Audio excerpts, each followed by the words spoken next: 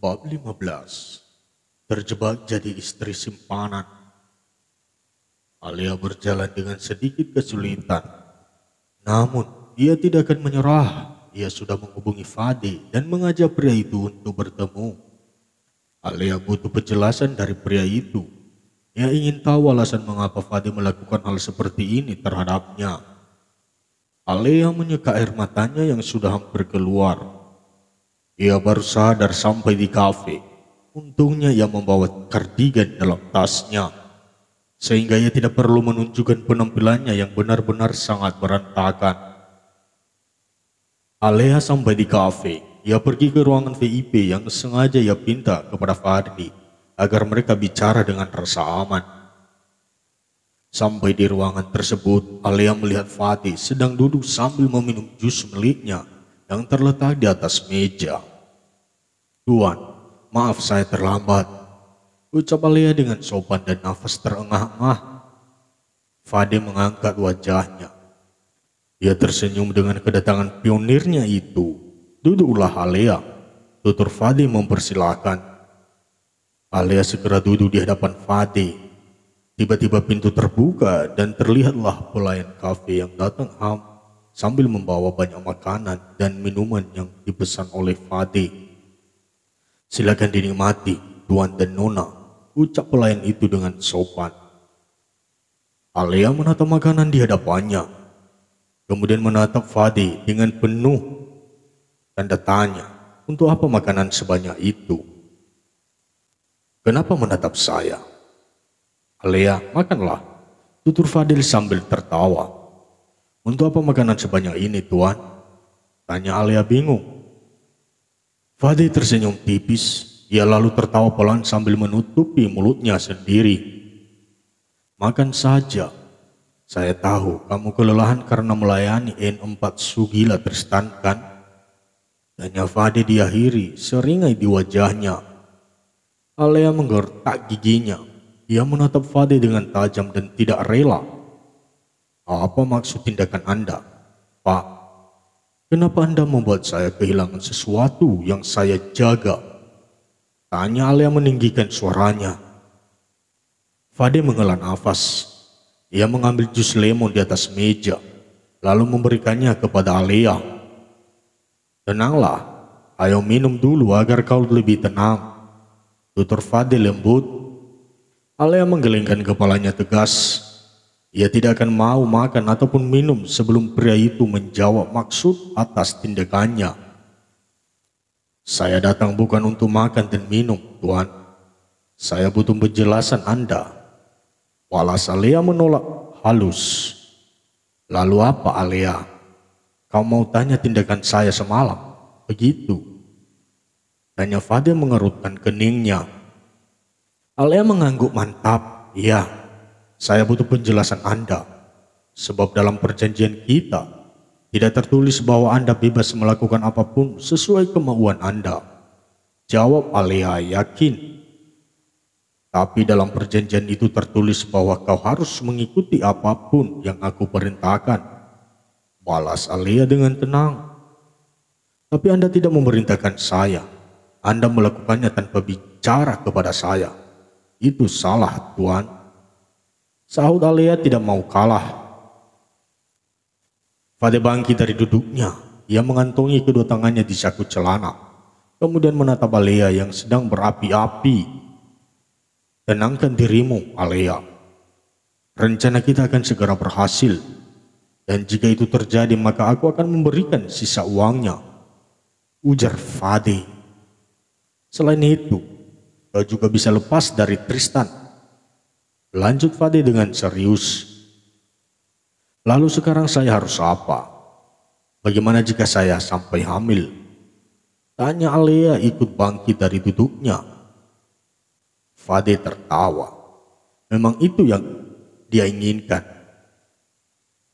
Tristan berselingkuh dan memiliki anak. Dengan begitu mau tidak mau Tristan harus melepaskan Linda untuknya. "Memang itu tujuan saya. Saya mau kamu hamil anak Tristan," jawab Fadli tertawa kecil. Alea melototkan matanya. Ini benar-benar sudah di luar perjanjian. Fade bilang bahwa rencana ini adalah singkat. Jika dirinya hamil, maka itu membuatnya dan Tristan harus semakin berhubungan. Anda melanggar perjanjian yang ada, Tuan, ucap Alea ketus. Fade menatap Alea dengan serius. Pria itu mendekati Alea kemudian memegang kedua bahu gadis itu. Jalankan rencananya dengan baik, ucap Fade pelan. Bagaimana jika Tristan tidak mau bertanggung jawab dan tetap memilih bersama Bu Linda? Tanya Alea tiba-tiba. Maka aku yang akan membuat Linda untuk menceraikan suaminya, jawab Fade tidak pakai lama. Lalu sekarang saya harus apa, Pak? Tanya Alea mulai pusing dengan situasi sekarang. Lanjutkan aktivitasmu seperti biasa. Tapi jangan mengungkit apalagi menuntut kejadian semalam pada Tristan. Saya mau dia yang menyesal sendiri dan memilih untuk menikahimu, jawab Fade menjelaskan singkatnya. Lalu Bu Linda, tanya Alea teringat istri atasannya. Itu menjadi urusanku. Aku sudah berhasil mengambil posisi, jawab Fade lalu menyedot sisa minumannya hingga tandas. Fade mengusap kepala wanita itu lalu tersenyum. Habis makan makanan ini dan pulanglah. Kau butuh istirahat sebelum memulai kembali rencana kita, tutur Fade, kemudian meninggalkan Alea seorang diri. Setelah Fade pergi, Alea langsung duduk dengan keadaan yang lemas dan lesuh. Alea menundukkan kepalanya. Wanita itu menangis dengan bahu bergetar setelah apa yang ia alami semalam. Alea tidak menyangka jika pekerjaan berbahaya ini membuatnya kehilangan hal yang paling ia jaga selama ini. Aku harus bagaimana? Bagaimana caraku menjalani hidup ke depannya? Lirih Alea sambil menangis. Sementara itu di tempat lain, terlihat seorang pria berkemeja putih dengan tampilan yang berantakan masuk ke dalam rumah mewah miliknya. Pria itu berjalan dengan tatapan mata kosong, bahkan sapaan para pelayan tidak ada yang dijawab. Sayang, seorang wanita datang dan langsung memeluk tubuh sang pria. Linda, kapan kau pulang? Tanya Tristan aneh melihat istrinya ada di rumah. Padahal sebelumnya sudah pamit untuk liburan bersama teman-temannya.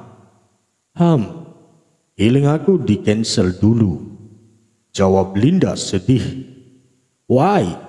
Tanya Tristan mengerutkan keningnya. Aku ada sesi foto hari ini dan besok, jadi aku tidak bisa liburan, jawab Linda lesuh. Tristan hanya manggut-manggut. Ia tidak tahu harus bereaksi seperti apa dengan istri status publik. Kamu semalaman kemana sampai nggak pulang? Tanya Linda memegang tangan Tristan. Tristan tidak menjawab.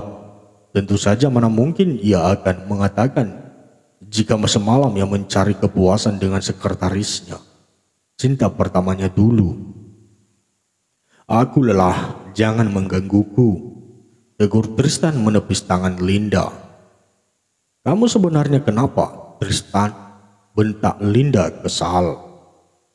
Berani kamu bicara nada tinggi dengan suami kamu sendiri? Tristan tidak kalah membentak. Saat ini pikirannya sedang sangat ruwet dan dia butuh istirahat. Tapi niatnya harus terhalang pertanyaan Linda yang menurutnya tidak penting. Kenapa kamu bentak aku, Suami yang tidak pernah memberi nafkah batin tidak berhak membentak istrinya. Linda tidak mau kalah. Matanya berkaca-kaca saat menatap Tristan. Kamu gak pernah mau menyentuh aku, Tristan. Aku ini istri kamu. Tapi aku seakan hanyalah sebuah piala penghargaan yang kamu hargai ketika di depan publik. Tambah Linda dengan emosi yang memuncak. Tristan menatap wanita itu tajam. Siapa suruh kau mau menikahi pria ini? Tanya Tristan penuh ancaman. Kita dijodohkan, Tristan, jawab Linda kesal. Sebenarnya siapa cinta pertama kamu, Siapa? Kira Linda di depan wajah Tristan. Linda sudah muak. Ia sudah tidak kuat lagi dengan segala perlakuan Tristan yang tidak seperti suami. Tristan tidak pernah mau menyentuhnya. Pria itu selalu mengatakan bahwa dia tidak bisa berhubungan dengan orang yang tidak dicintainya. "Hentikan pertanyaan omong kosongmu itu," tegas Tristan kemudian pergi. Linda menatap kepergian pria yang berstatus sebagai suaminya itu dengan nanar. Sudah bertahun-tahun mereka menikah, tapi Tristan tidak pernah mau menyentuh dirinya. Tristan hanya sebatas mencium dan meraba bagian tubuhnya. Untuk menyatukan milik mereka rasanya sangat mustahil. Bahkan Tristan tidak pernah mengizinkan dirinya membuka pakaian. Ya, Linda tahu bahwa dirinya salah. Sebelum mereka menikah, Tristan pernah bilang bahwa dirinya masih terjebak dengan masa lalu. Maka jangan pernah menuntut apapun. Linda dibutuhkan akan cinta. Ia jatuh cinta kepada Tristan saat dirinya pertama kali melihat pria itu. Linda bahkan rela meninggalkan kekasihnya demi bisa menikahi Tristan. Linda selalu menangis. Ia menyesali segala perbuatannya di masa lalu.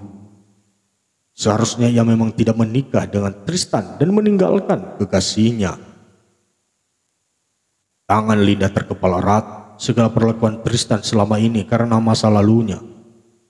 Dan Linda akan berusaha mencari tahu tentang itu. Bab 16. Tristan termenung di dalam kamarnya dengan perasaan berkecamuk. Ia sedang memikirkan kejadian semalam. Entah mengapa dirinya merasa sangat bersalah kepada Alea. Tristan menjambak rambutnya. Bagaimana mungkin ia tidak bisa menahan diri kepada Alea? Padahal sudah bertahun-tahun menikah, ia tidak pernah menyentuh Linda, istrinya. Tristan mengangkat wajahnya. Ia menatap lurus ke depan dengan tatapan kosongnya. Setelah Alea pergi dari hotel tadi, Tristan belum mendengar kabarnya lagi. Apa dia akan mengakhiri hidupnya? Gumam Tristan resah. Siapa yang akan mengakhiri hidup? Tanya Linda yang berdiri di belakang Tristan. Tristan tidak membalik badan apalagi menjawab pertanyaan dari Linda. Pria itu tetap pada posisinya. Tristan, siapa yang akan bunuh diri? Tanya Linda lagi mengulangi. Bukan urusanmu, jawab Tristan singkat. Linda mendekat. Ia memegang bahu pria itu dengan sedikit kesal. Meskipun ia tidak dianggap sebagai istri, tapi dirinya berhak tahu apa saja yang suaminya lakukan. Tristan, panggil Linda lebih tinggi. Tristan bangkit dari duduknya.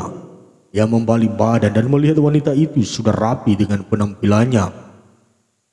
Aku akan pergi, ucap Linda ketika mengira bahwa Tristan penasaran. Aku tidak bertanya. Terserah apa yang mau aku lakukan, balas Tristan tidak peduli. Linda tersenyum sinis. Memang sudah seharusnya begitu. Bukan hanya kamu yang bisa berselingkuh, ujar Linda seraya meraih tas selempang miliknya. Tristan mantap lihat kesal.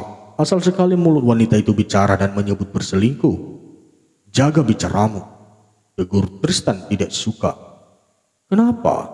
Kau menyangkal? Tanya Linda menantang. Linda mendekati Tristan. Tangan wanita itu memegangi leher Tristan yang terdapat tanda bekas ziuman di sana. Bekas ziuman dan noda lipstik di bajumu sudah membuktikan bagaimana sikap seorang Tristan Sagara Kusuma yang sebenarnya.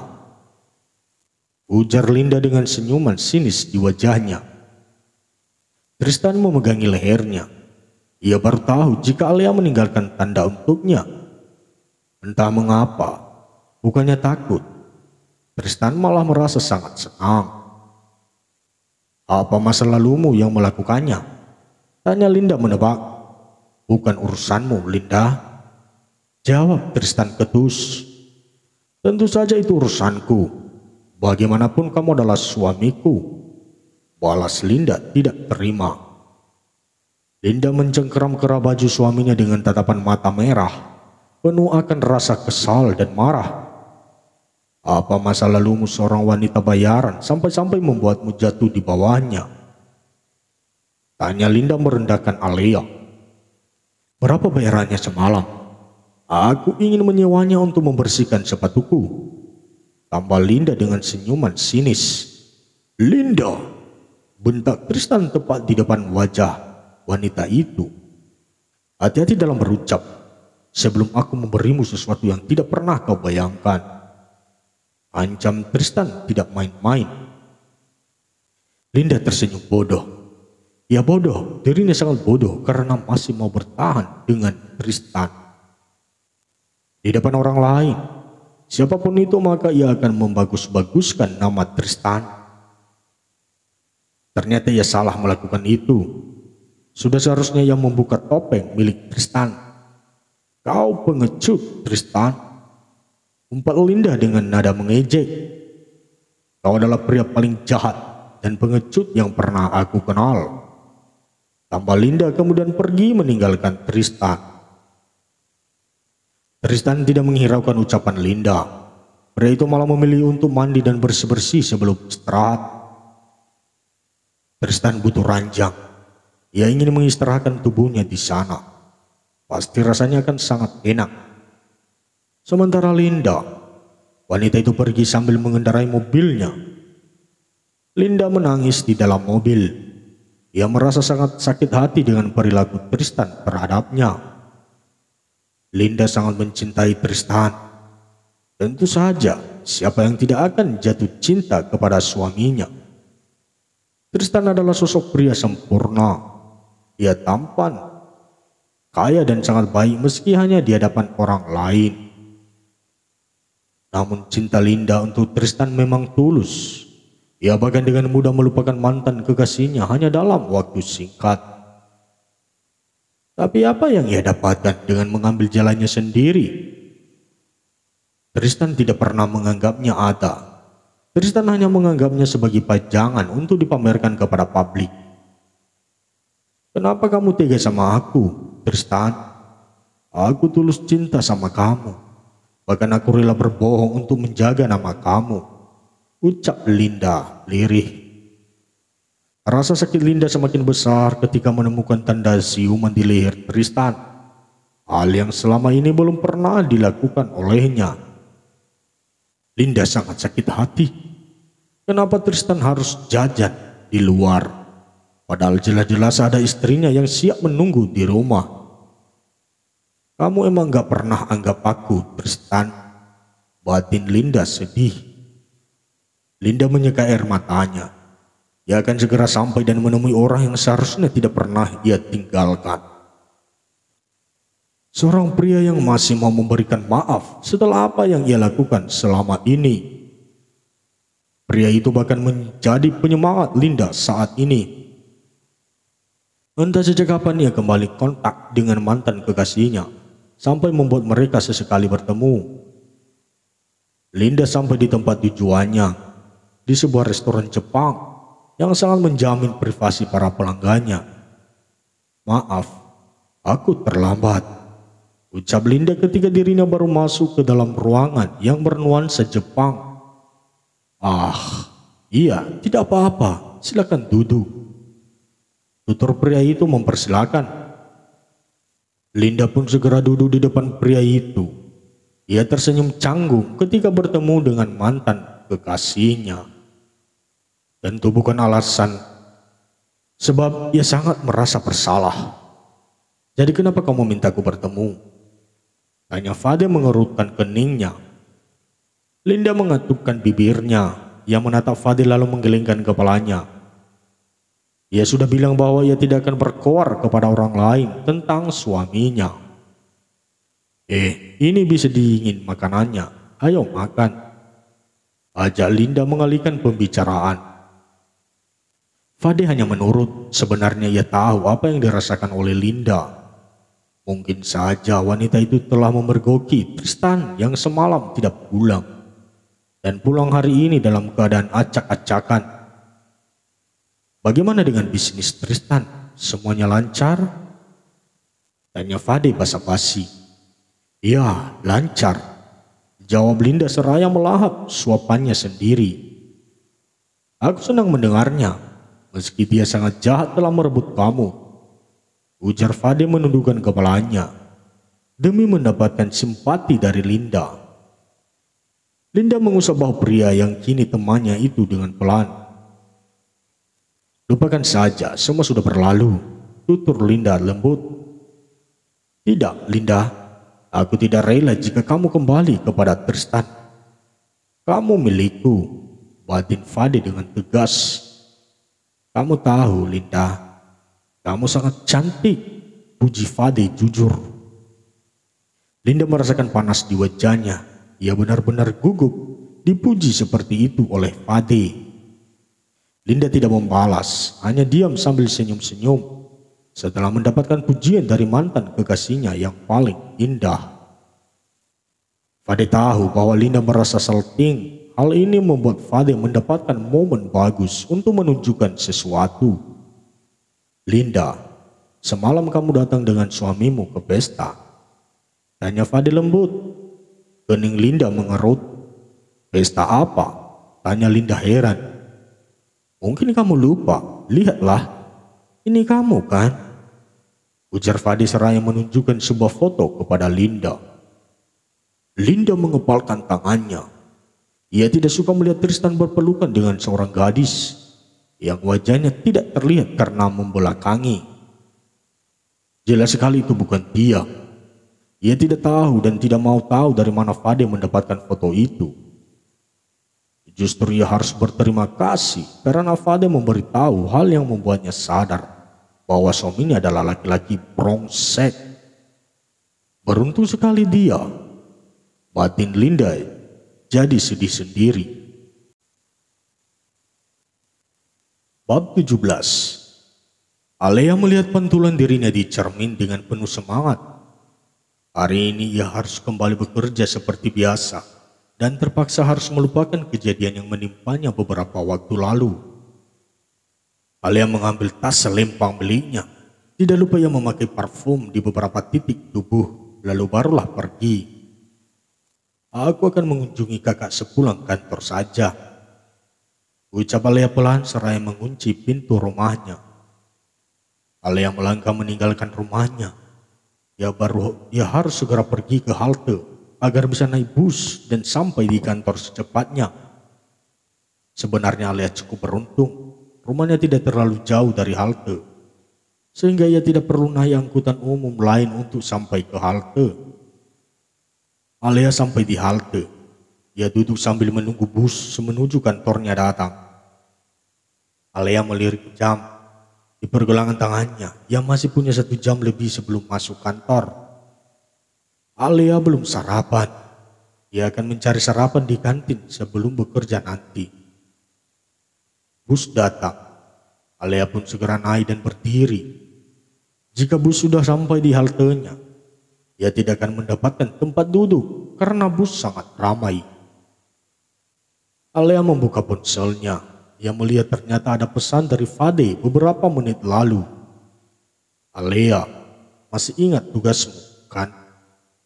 Saya juga akan menjalankan tugas saya, tulis Fade dalam pesannya. Alea segera membalas. Ia hanya bisa menurut daripada harus mendapatkan ancaman yang berakhir membahayakan nyawa sang kakak di rumah sakit. Alea sedih, sampai hari ini kakaknya belum juga sadar. Firda masih koma, dan itu benar-benar membuat Alea sedih. Tidak terasa akhirnya Alea sampai di kantornya. Ia berlari kecil menyeberang jalan bersama orang-orang yang sudah siap bekerja. Aku lebih baik ke kantin dulu deh, gumam Alea saat kakinya sudah melangkah di lobi kantor. Alea hendak membalik badan. Ia melihat Tristan dan Mondi yang baru saja datang. Alea sedikit terkejut, namun ia berusaha tetap sopan. Selamat pagi, Pak. Sapa Alea sopan dengan kepala yang menunduk. Mau kemana kamu, Alea? Tanya Mondi mengerutkan keningnya ketika Alea justru berbalik badan dan siap pergi tadi. Mencari sarapan, Pak, Jawab Alia kemudian melirik jam di pergelangan tangannya. Masih ada sisa waktu kan untuk saya sarapan?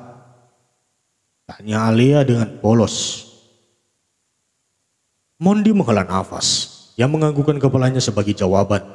Sementara itu Tristan hanya diam. Tristan menatap Alia dengan tatapan dinginnya. Hanya tatapan yang dingin. Sementara hatinya panas jika mengingat apa yang telah mereka lakukan beberapa hari lalu. Saya permisi ya, Pak, mari. Pamit Alia kemudian segera pergi dari hadapan kedua atasannya. Tristan menatap punggung Alia dengan nanar. Ia menghela nafas lalu melanjutkan perjalanan menuju ruangannya sendiri. Suruh Alia ke ruangan saya setelah jam kantor nanti, ucap Tristan tanpa menatap asistennya itu. Baik, Pak, balas Mondi patuh. Lift terbuka. Tristan dan Mondi masuk ke dalam lift itu. Bagaimana kelanjutan kerjasama kemarin? Tanya Tristan melirik Mondi. Aman, Pak. Kontrak kerjasama sudah ditandatangani. Jawab Mondi dengan tenang. Tristan manggut-manggut.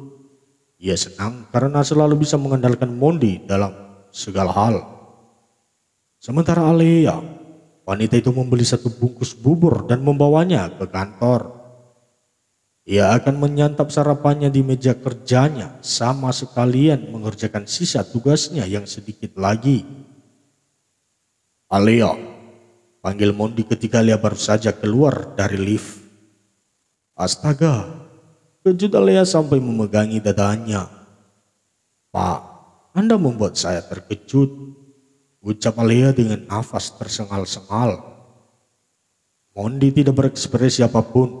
Pria itu tetap memasang wajah datarnya. Tatapan Mondi beralih ke arah tangan wanita itu yang memegang sebungkus bubur ayam. Cepat habiskan sarapanmu. Pak Tristan menunggumu di ruangannya, ucap Mondi kemudian pergi meninggalkan Alia.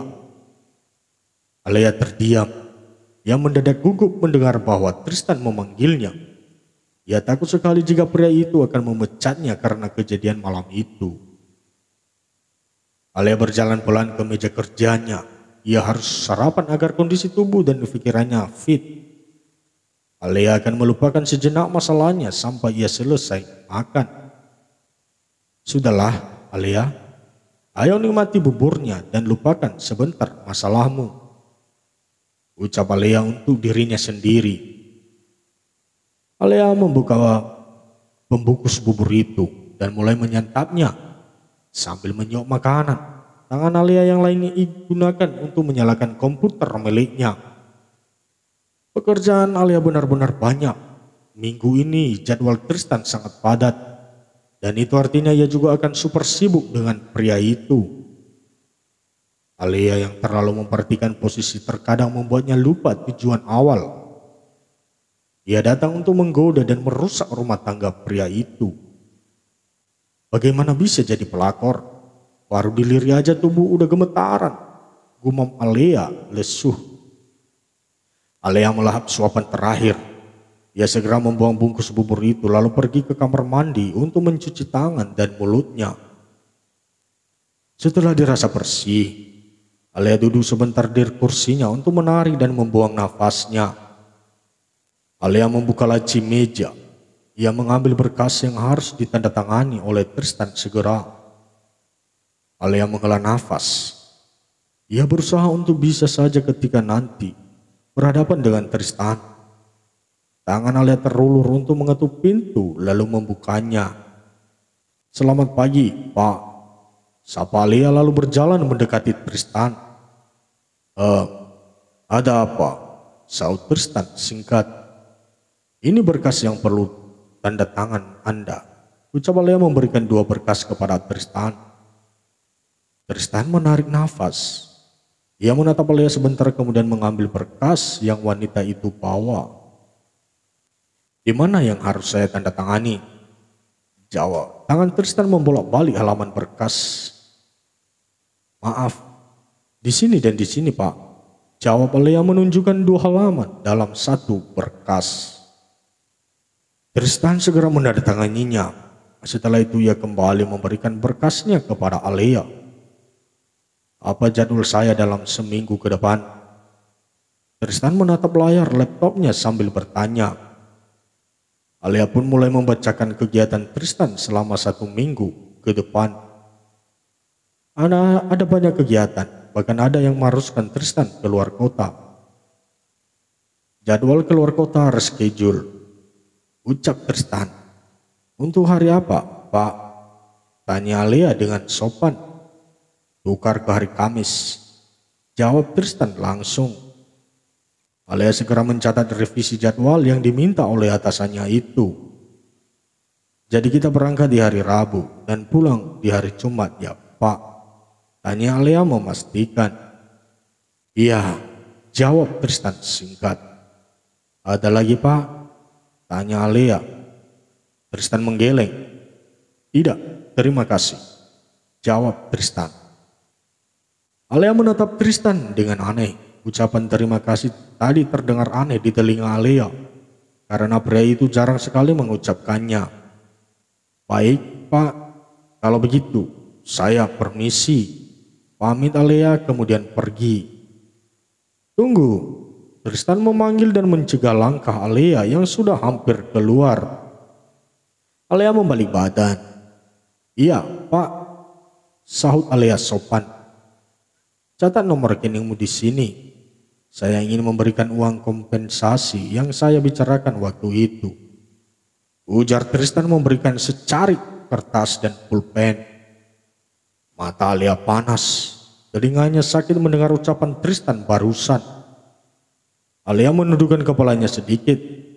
Ia tidak mau jika air mata sampai keluar. "Saya permisi, Pak," pamit Alea kemudian pergi dari ruangan Tristan.